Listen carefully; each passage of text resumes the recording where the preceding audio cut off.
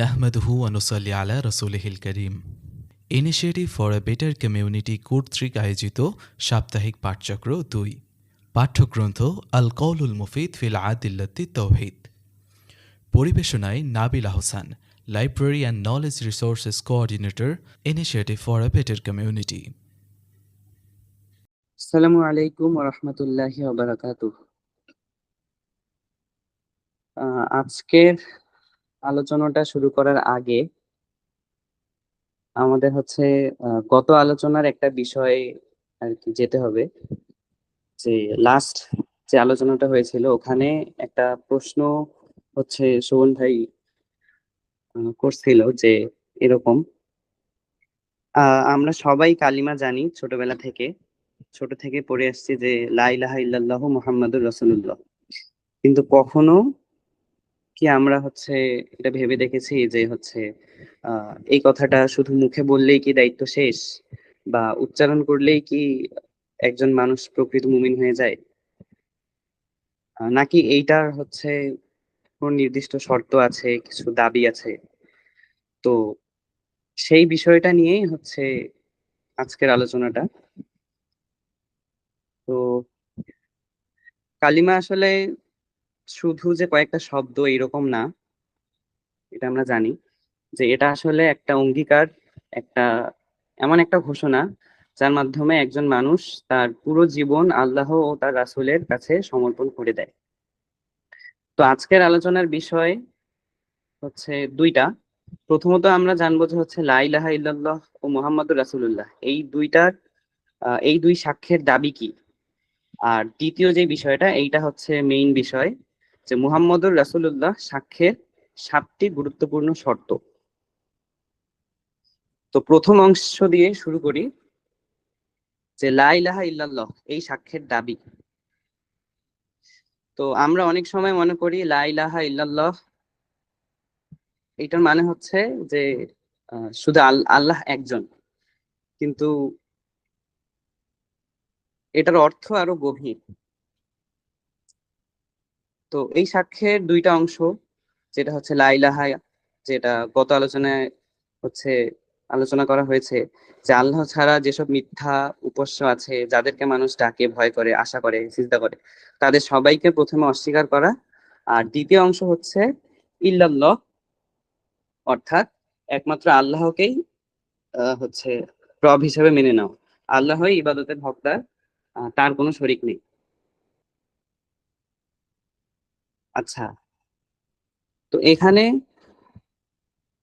কালিমা শুধু আল্লাহ আছেন এরকম কিছু বলে না, বরং এটা ঘোষণা করে যে আমি আল্লাহ ছাড়া অন্য কারো ইবাদত করব না, আর আমার সব ইবাদত শুধু আল্লাহর জন্য হবে।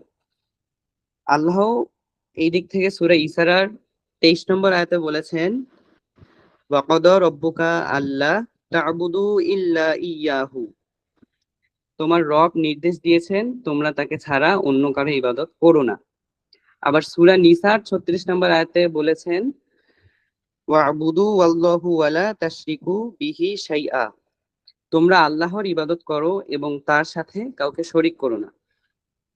তো একজন মানুষ যদি মুখে কালিমা পড়ে কিন্তু জীবনে শিরকে জায়গা দেয়, সেই ক্ষেত্রে সে এই সাক্ষ্যের পূর্ণ হক আদায় করতে পারে না। আর দ্বিতীয় অংশে যেটা রয়েছে, মুহাম্মাদুর রাসূলুল্লাহ সাক্ষ্যের অর্থ।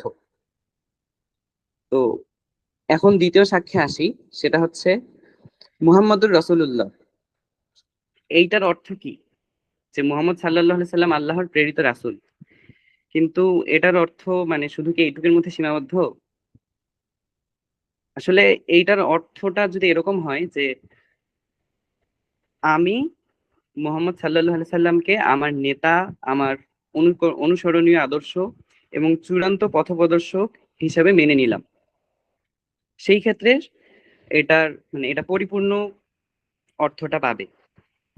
অর্থাৎ এখানে তিনি যা বলছেন তা সত্য, মানে মুহাম্মদ সাল্লাল্লাহু আলাইহি সাল্লাম যা বলছেন তা সত্য, তিনি যা আদেশ করেছেন তা পালনীয়, তিনি যা নিষেধ করেছেন তা বর্জনীয়। আচ্ছা, এইখানে আরেকটা প্রশ্ন, যে যদি কোনো বিষয়ে আমার মত একদিকে আর রাসূল সাল্লাল্লাহু সাল্লামের নির্দেশ অন্যদিকে থাকে, সেই ক্ষেত্রে কাকে অনুসরণ করব? তো অবভিয়াসলি একজন মুসলিম হিসেবে, একজন প্রকৃত মুমিন হিসেবে উত্তর হবে কি, যে আমি রাসূল সাল্লাল্লাহু সাল্লামের কথাকেই প্রাধান্য দেব। সেরকম আল্লাহ সূরা নিসার 65 নম্বর আয়াতে এখানে বলেছেন, আত্তাবিউ মা উনজিলা ইলাইকুম মির রাব্বিকুম ওয়া লা তাত্তাবিউ মিন দুনিহি আউলিয়া কলিলাম মা তাযাক্কারুন। অর্থাৎ তারা কখনো মুমিন হতে পারবে না যতক্ষণ না নিজেদের বিবাদে রাসূলকে বিচারক না বানায়, তারপর তার ফয়সালার ব্যাপারে অন্তরে কোনো সংকোচ অনুভব না করে এবং সম্পূর্ণরূপে মেনে নেয়। আবার সূরা আহজাবের 36 নম্বর আয়াতে আল্লাহ বলেছেন, আমি শুধু অর্থটা পড়ি, যখন আল্লাহ ও তার রাসূল কোনো বিষয়ে সিদ্ধান্ত দিয়ে দেন, তখন কোনো মুমিন নারী বা পুরুষের সেই বিষয়ে আর নিজস্ব সিদ্ধান্তের অধিকার থাকে না। তাই রাসূল সাল্লাল্লাহু আলাইহি সাল্লামকে মেনে নেওয়া মানে হচ্ছে যে শুধু মুখে স্বীকার করা, জিনিসটা এরকম না। এটা হচ্ছে নিজের ইচ্ছার উপরে তার ইচ্ছাকে সব থেকে প্রাধান্য দেওয়া। আচ্ছা, এখন আমরা আজকের আলোচনার যে মূল বিষয়, মুহাম্মদ সাল্লাল্লাহু আলাইহি সাল্লাম আল্লাহর রাসূল, এই সাক্ষ্যের শর্তসমূহ। তো এই সাক্ষ্যের সর্বমোট 7টি শর্ত আছে। তো আমরা একদম শুরু থেকেই যদি বলি, প্রথম শর্ত, রাসূল সাল্লাল্লাহু আলাইহি সাল্লামের রিসালাতকে অন্তর দিয়ে স্বীকার করা ও বিশ্বাস করা।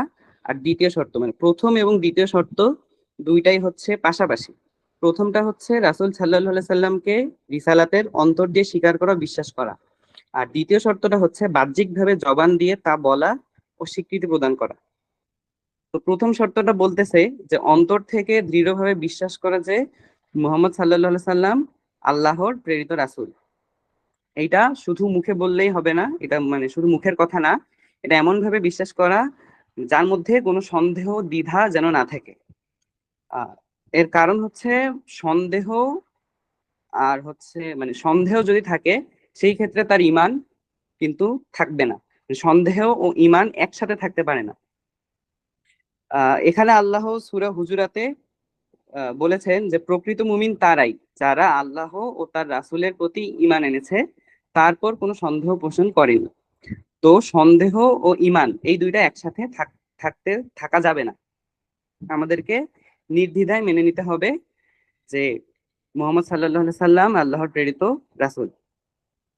আর দ্বিতীয় শর্তটা বলতেছে যে এই বিশ্বাসকে শুধু মনের মধ্যে রাখলেই যথেষ্ট না, এটাকে মুখেও স্বীকার করতে হবে।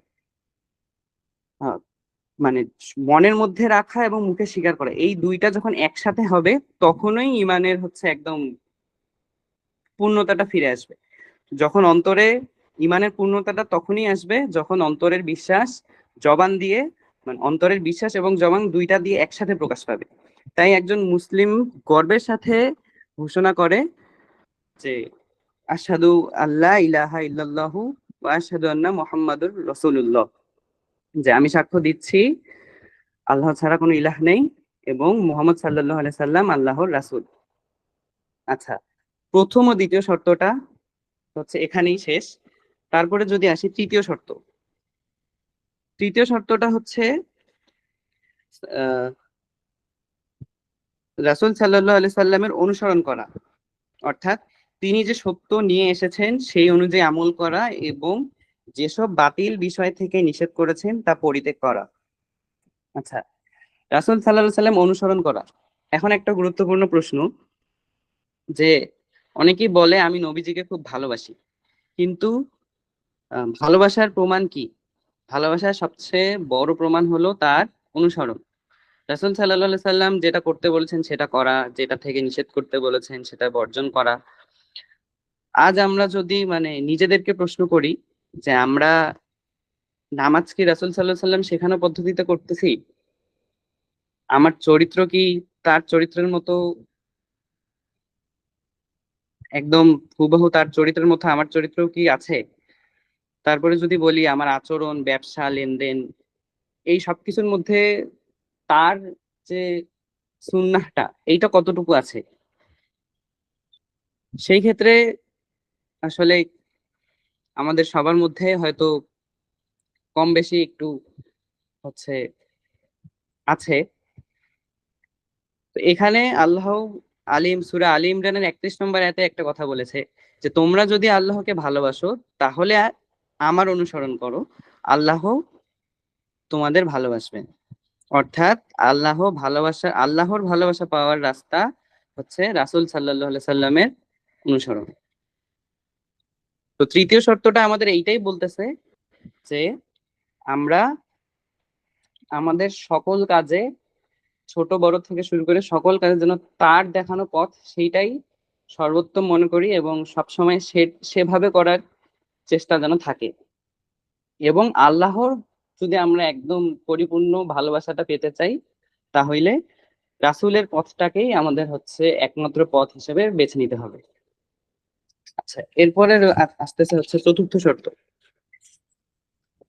এখানে বলা আছে রাসূল সাল্লাল্লাহু আলাইহি সাল্লাম যেসব আদেশ, নিষেধ, অতীত ও ভবিষ্যতের গায়বী বিষয় সহ অন্যান্য বিষয়ের সংবাদ দিয়েছেন সেগুলোতে তাকে সত্যায়ন করা। তো রাসূল সাল্লাল্লাহু আলাইহি সাল্লামের সব সংবাদকে সত্য বলে মেনে নিতে হবে।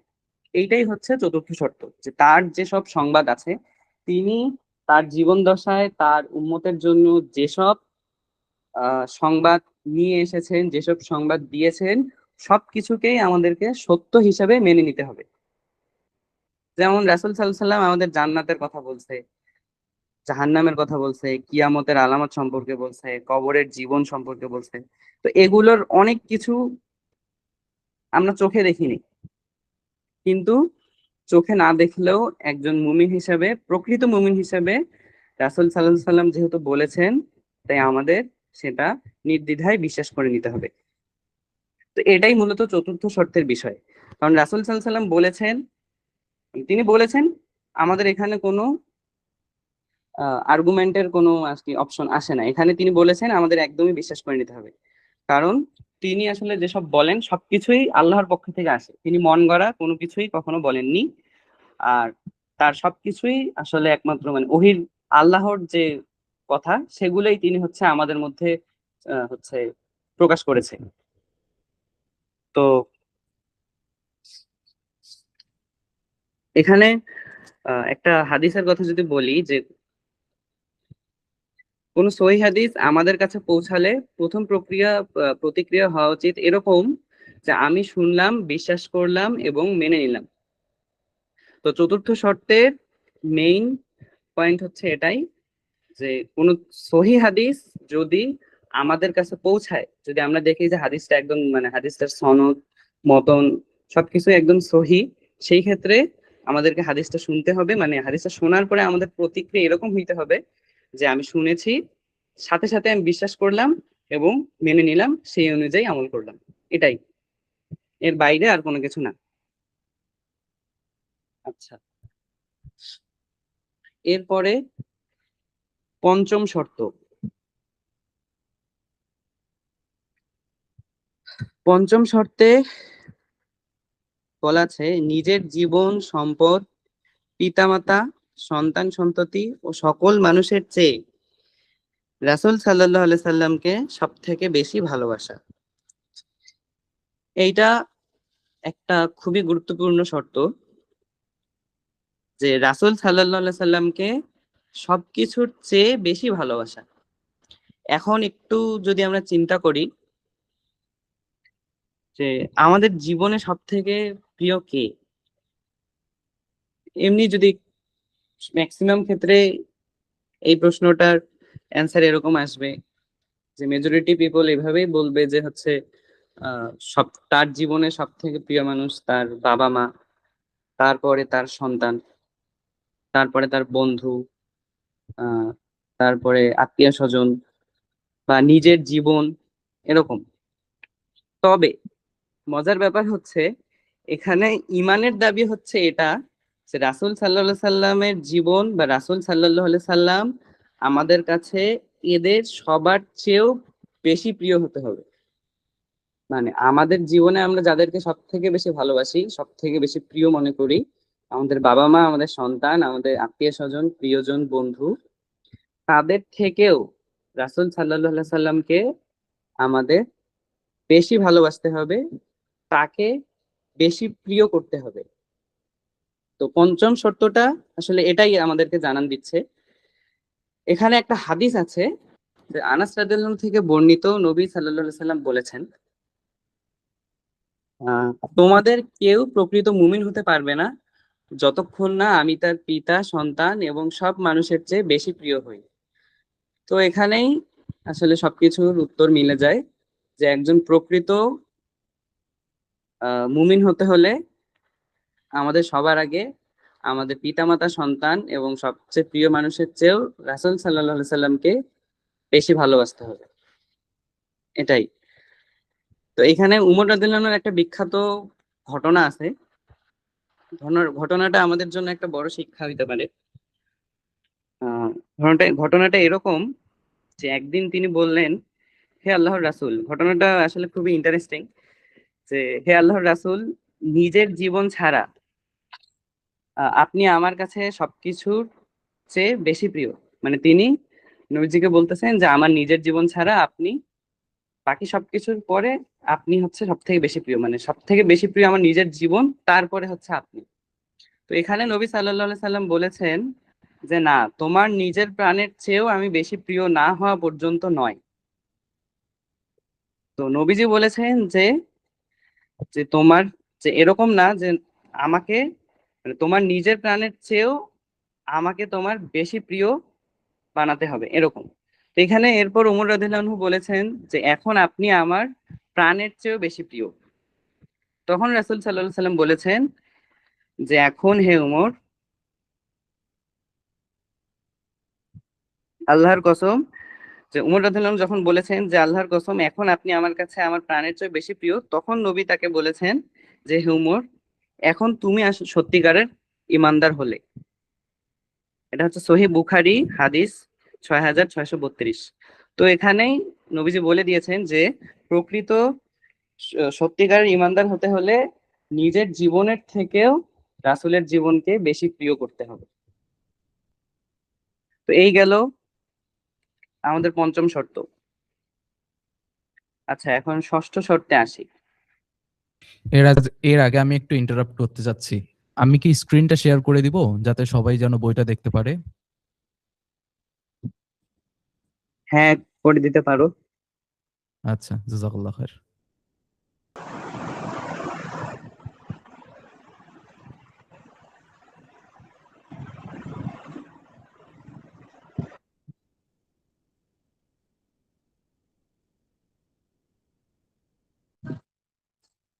কি হলো?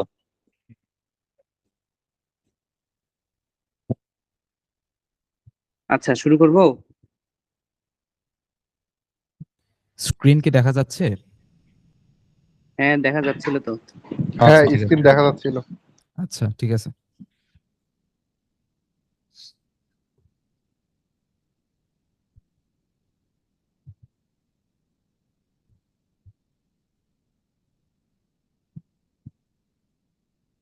শুরু করো। আচ্ছা, শুরু করতেছি। এখন আমাদের হচ্ছে ষষ্ঠ শর্ত। ষষ্ঠ শর্তটা হচ্ছে সকল মানুষের কথার উপর রাসূল সাল্লাল্লাহু আলাইহি সাল্লামের কথাকে প্রাধান্য দেওয়া, তারা যেই মানুষেই হোক না কেন। আর রাসূল সাল্লাল্লাহু আলাইহি সাল্লামের সুন্নত অনুযায়ী হচ্ছে আমল করা। তো ষষ্ঠ শর্তটা যদি আমি এক কথায় বলি, যে এটা হচ্ছে এরকম বলে, সব মানুষের, মানে যে কোনো যত বড়ই মানুষ হোক না কেন, সব মানুষের কথার উপর রাসূল সাল্লাল্লাহু আলাইহি সাল্লামের কথাকে প্রাধান্য দেওয়া। তো এই শর্তটা, আজকের সময়ে আমরা এই শর্তটার কিন্তু সব থেকে বেশি পরীক্ষার মুখে পড়ি। অনেক সময় যে যেমন আমরা জীবনে সবার ক্ষেত্রে এরকম হয় যে আমরা যখন কোনো কিছু করতে চাই বা যে কোনো কিছু করি, তখন আমাদের সবার মধ্যে একটা প্রশ্ন আগে আসে যে আচ্ছা, আমি এই কাজটা করব, এখানে সমাজ কি বলবে? তো সমাজের এখানে ভূমিকা কি, বা সমাজ আমাকে কোন চোখে দেখবে? তো যেমন হচ্ছে অনেক সময় সমাজ এক কথা বলে, সোশ্যাল মিডিয়ায় আমরা হচ্ছে আরেক কথা পাই, বন্ধুরা এক কথা বলে, কিন্তু রাসূল সাল্লাল্লাহু আলাইহি সাল্লামের শিক্ষা অন্য কথা বলে। সেই সময় একজন মুমিন কি করবে, যে এরকম যখন একটা সিচুয়েশন আসতেছে, যে হচ্ছে আমাদের কাছে এক একজন এক এক রকম আহ তাদের চিন্তা ভাবনা হচ্ছে প্রকাশ করতেছে, যে হ্যাঁ এই কাজটা হয়তো বা এই সময় বেশি উপযোগী, আচ্ছা এখন এই সময় হয়তো এরকম না করে এরকম করা দরকার। কিন্তু একজন প্রকৃত মুমিন আসলে তার কি করা উচিত, তার সবার আগে এইটাই করা উচিত যে রাসূল সাল্লাল্লাহু সাল্লাম কি বলেছেন সেইটা দেখা, তিনি এই রকম পরিস্থিতিতে কিরকম সিদ্ধান্ত নিতে বলেছেন বা কি করতে বলেছেন সেটাকেই সব থেকে বেশি প্রাধান্য দেওয়া বা সেই অনুযায়ী হচ্ছে আমাদের কাজ করা। কারণ হচ্ছে কোনো আলেম বক্তা বা নেতা বা বড় মানুষ কিন্তু ভুলের ঊর্ধ্বে না, তবে রাসূল সাল্লাল্লাহু আলাইহি সাল্লাম হচ্ছে কি সবকিছুর ভুলের ঊর্ধ্বে। তো সেই ক্ষেত্রে আমাদের চূড়ান্ত মানদণ্ড এটাই যে সর্বপ্রথম কুরআন এবং তারপর হচ্ছে সুন্নাহ। আল্লাহ তাআলা সূরা হুজুরাতের প্রথম আয়াতে বলেছে যে তোমরা আল্লাহ ও তার রাসূলের সামনে অগ্রগামী হয়েও না। তো ইমানদারগণ আল্লাহ ও তার রাসূলের সমকক্ষে ইমানদারগণ আল্লাহ ও তার রাসূলের সমক্ষে তোমরা কখনো কোনো বিষয়ে অগ্রণী হয়েও না, আর তোমরা আল্লাহর তাকওয়া অবলম্বন করো, নিশ্চয়ই আল্লাহ সর্বশ্রোতা সর্বজ্ঞ। এটা হচ্ছে সূরা আল হুজুরাত আয়াত 1। তো ষষ্ঠ শর্তটা হচ্ছে আমাদের এটাই জানান দেয় যে যে কোনো কিছুর উপরে যে যাই বলুক, সমাজ যেটাই বলুক, রাষ্ট্র যেটাই বলুক, বা হচ্ছে আহ যে কোনো বড় সমাজের বর্তমান সময়ে বড় যে কোনো হচ্ছে আলেম বা হচ্ছে বিজ্ঞ ব্যক্তি যে যাই বলুক, তাদের যে কোনো কথা বা যে কোনো সিদ্ধান্তের হচ্ছে মানে যে কোনো কথাকে মেনে নেওয়ার আগে আমাদের সবার আগে দেখতে হবে যে এই ব্যাপারে আমাদের নবীজি কি বলেছেন, তার এ ব্যাপারে কি সিদ্ধান্ত ছিল সেটাকে আগে আমাদেরকে দেখতে হবে।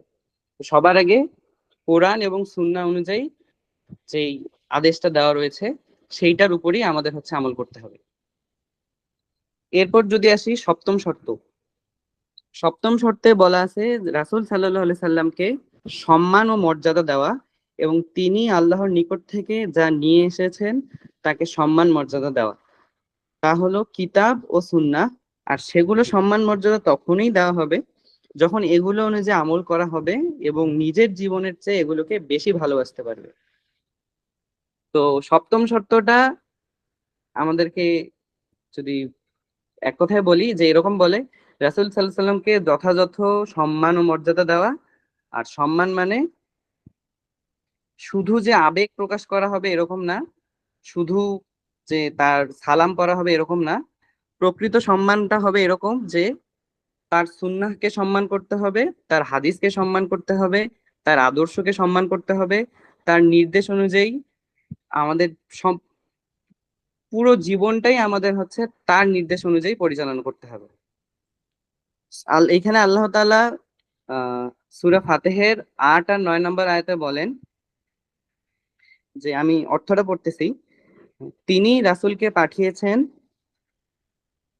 আচ্ছা, নিশ্চয়ই আমরা আপনাকে প্রেরণ করেছি সাক্ষী রূপে, সুসংবাদদাতা ও সতর্ককারী রূপে, যাতে, আচ্ছা সরি এখানে হচ্ছে, হ্যাঁ ঠিক আছে, যে নিশ্চয়ই আমরা আপনাকে প্রেরণ করছি সাক্ষী রূপে, সুসংবাদদাতা ও সতর্কীকারী রূপে, যাতে তোমরা আল্লাহ ও তার রাসূলের প্রতি ঈমান আনো এবং তার শক্তি যোগাও ও তাকে সম্মান করো। এটা হচ্ছে সূরা আল ফাতিহের ৮ এবং ৯ নম্বর আয়াত। তো এখানে আল্লাহ তাআলা বলছেন যে তিনি রাসূলকে পাঠিয়েছেন যেন আমরা মানুষ তার প্রতি ঈমান আনি, তাকে সাহায্য করি, তাকে সম্মান করি।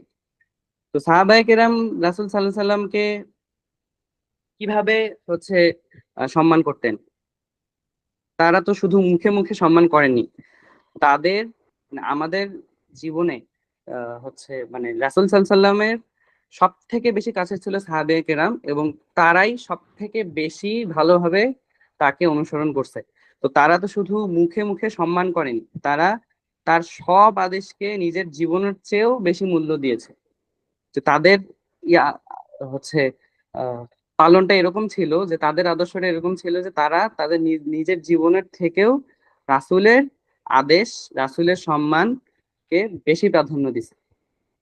তো এইটাই হচ্ছে মানে তাকে মানে রাসূল সাল্লাল্লাহু আলাইহি ওয়াসাল্লামকে সম্মান দেওয়ার প্রকৃত পন্থা হচ্ছে এটাই, যে আমরা আমাদের জীবনে যাই হোক না কেন, যে কোনো পরিস্থিতিতে আমরা রাসূল সাল্লাল্লাহু আলাইহি ওয়াসাল্লামকে সবার আগে প্রাধান্য দিব, তার সুন্নাহকে, তার আদর্শকে, তার হাদিসকে, এবং তার যে জীবন বিধানটা আছে, তার যে জীবনীটা আছে, সেটা অনুযায়ী আমরা হচ্ছে সবসময় জীবন পরিচালনার চেষ্টা করি। এইটাই আমাদের রাসূলের প্রতি হবে হচ্ছে প্রকৃত সম্মান দেওয়া। তো আজকের আলোচনার বিষয় আসলে এতটুকুই ছিল। তো উপসংহারে যদি বলি যে আজকে আমরা হচ্ছে প্রথমে দেখছিলাম হচ্ছে লা ইলাহা ইল্লাল্লাহু মুহাম্মাদুর রাসূলুল্লাহ, এটা যে এটা শুধু উচ্চারণ করার মতো কিছু না, এটা হচ্ছে আমাদের একটা মনের বিশ্বাস, একটা অঙ্গীকার, এটা একটা জীবন ব্যবস্থা। আর হচ্ছে এটা হচ্ছে একটা আমাদের মানে ইমানের সর্বপ্রথম দাবি, একটা মানে ইমানের সব থেকে বড় দায়িত্ব হচ্ছে এটা। তারপরে যেটা, যে এই সাক্ষ্যের মানে যে দাবিগুলা, যে শিরক বর্জন করা, শুধু আল্লাহর ইবাদত করা, রাসূল সাল্লাল্লাহু আলাইহি সাল্লামকে অনুসরণ করা, মুহাম্মদুর রাসূলুল্লাহ, এই সাক্ষ্যের যে শর্তগুলো আছে সেগুলো মেনে নাও।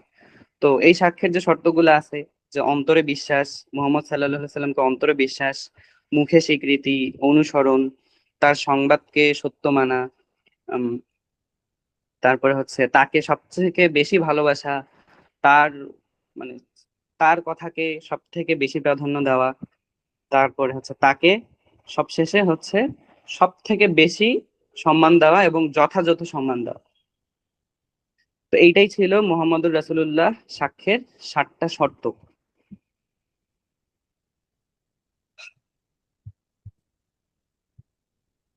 তো আজকের আলোচনার বিষয়টা আমাদের এখানেই শেষ। তবে এখানে একটা প্রশ্ন হচ্ছে, আচ্ছা কেউ কিছু বলবে? না না, ক্যারি অন করো। আচ্ছা, আমি হচ্ছে শেষ করে দিতেছি, যে সবশেষে একটা প্রশ্ন, সেটা হচ্ছে যদি হচ্ছে আজকে আমাদেরকে বা আমাকে হচ্ছে জিজ্ঞেস করা হয় যে হচ্ছে আমি কি সত্যি হচ্ছে আমার নবীকে, আহ মুহাম্মদুর রাসূলুল্লাহকে হচ্ছে একদম মন থেকে হচ্ছে তাকে সাক্ষ্য দিয়েছি কিনা, বা মুহাম্মদ সাল্লাল্লাহু আলাইহি সাল্লামকে আমি একদম মনে প্রাণে অন্তর দিয়ে হচ্ছে তাকে মেনে নিয়েছি কিনা, যদি এরকম প্রশ্ন যদি আমাদের মধ্যে আসে বা আমাদেরকে যদি করা হয়, সেই ক্ষেত্রে আসলে আমাদের জবাবটা আসলে কি হবে? আহ, এইটা যে এরকম